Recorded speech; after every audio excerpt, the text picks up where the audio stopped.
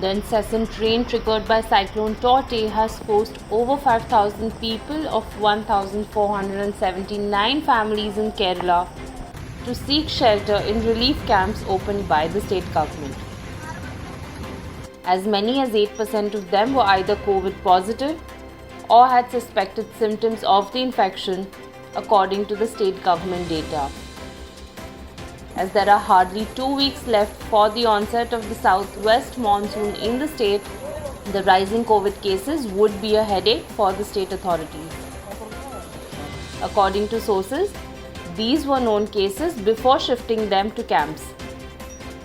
It is not known if there were any unidentified COVID patients among the displaced, as it was not possible to hold tests for them in the hour of emergency. But it is sure that if the primary or secondary contacts of positive cases are taken into account, the number of suspected cases would be quite high. Last year, the local self-government institutions were directed to arrange buildings to accommodate people during the monsoon rain as per 4 categories: COVID positive, quarantined, those with suspected symptoms, and the general public.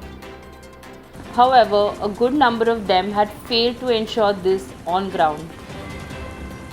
A Kerala State Disaster Management Authority official has said that taking cue from the previous experience, they have opened an orange book for this year.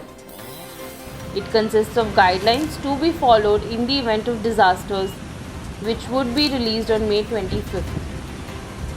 In addition, just like last year, local bodies would be instructed to identify buildings to accommodate people of the 4 categories this time as well.